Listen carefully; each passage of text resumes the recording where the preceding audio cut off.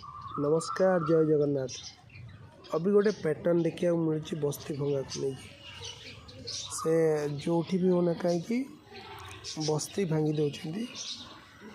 कि गोटे बस्तीर दरद कौन जड़े बस्ती बासिंदा ही कहीपर। बस्ती कहीं गढ़े गोटे गरीब परिवार तार पेट चलवाई परिवार पोषण पाई से सहर को धाई आसे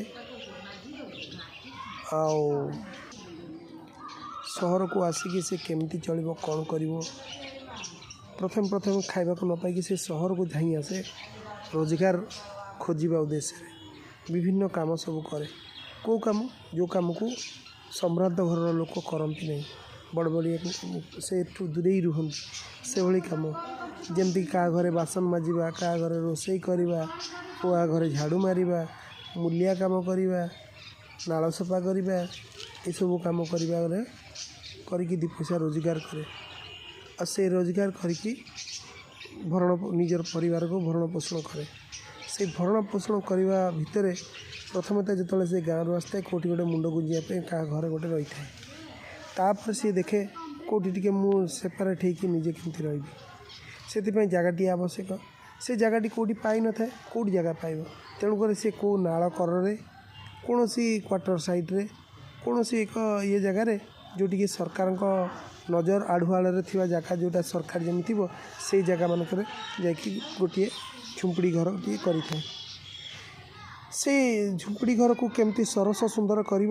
से जद्दोजहदरे माने सब बेले तार कामर किसी पैसा संचय करी घरे लगे थाए घरटी को सरस सुंदर कर धीरे धीरे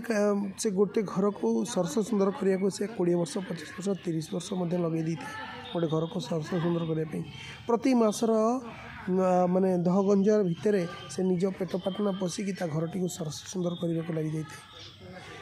जिते हठात दिने बुलडोजर आसी जाए संध्या बेलू को कौन ना काली राति आम अनाउंस करके जाइलु आज तुम घर भांगू आउ कि शुणा जाए अधिकारी मैंने देते गोटे दुहाई दिखती हाईकोर्ट को निर्देश अच्छी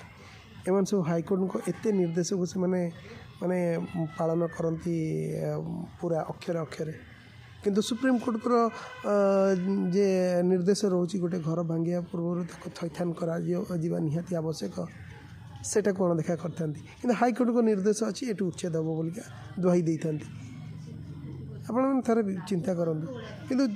गोटे कथा गोटे गरीब को जदि जगहटी जोगे दिखते सरकार सुलभ मूल्य आउ किस्ती आकार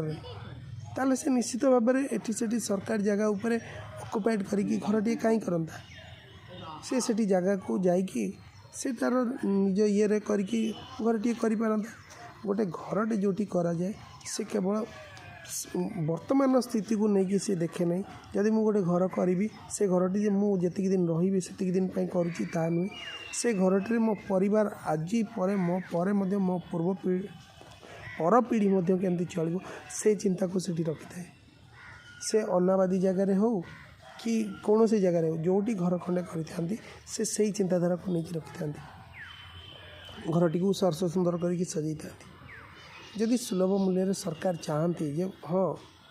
आउ मैक्सिमम देखिए बस्ती जो इलाकार रोचते बस्तीवासी रोचते से अधिकांश लोक होती हरिजन आदिवासी श्रेणी लोक थे जहाँ जमी हड़प करके कल कारखाना मान सब कर विस्थापित होता एमती प्रकार लोक सब था कहीं गाँ गंडार कौटी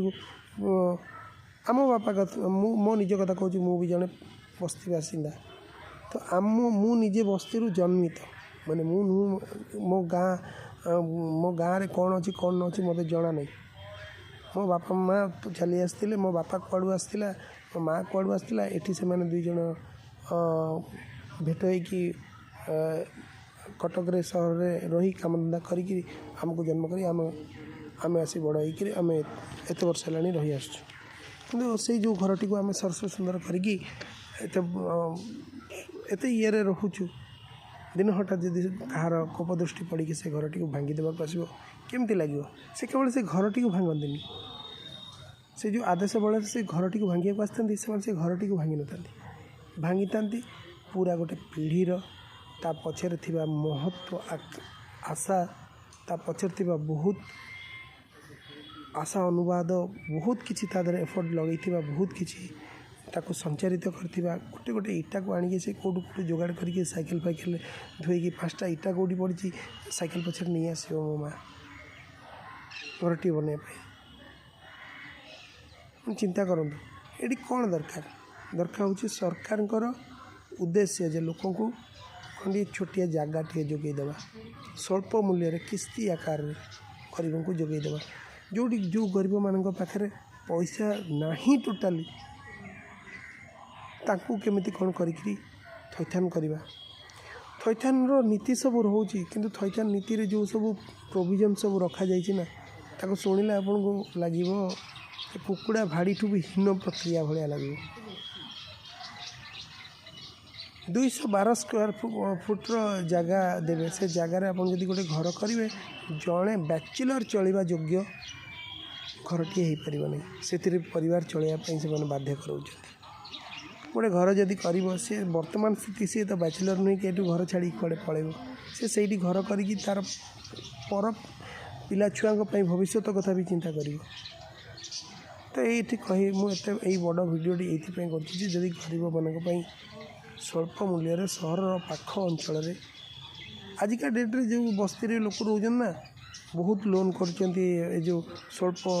जमाकारी संस्था मान लक्षे 1.5 लाख एमती सब लोन कर देकी सुझी दे पार्टी हाँ किंतु जदि सरकार सुलभ मूल्य से 1.5 लाख टका भितर बेसी नहीं अध गुंठ जगह 1 लाख रू 1.5 लाख टका भितर जोगे दियंते ताले निश्चित भाव बस्तीवासी उपकृत होते मागणा कौन सरकार को मागणा दिंतु नहीं 1 लाख रू 1.5 लाख टका भितर सहर पाख अंचल जदि जोगे दियंती ताले निश्चित भाव एथिरे बस्ती मुक्ति पाइबा सहित बस्तीवासी उपकृत हो पारते थोड़े चिंता कर देखो। जय जगन्नाथ।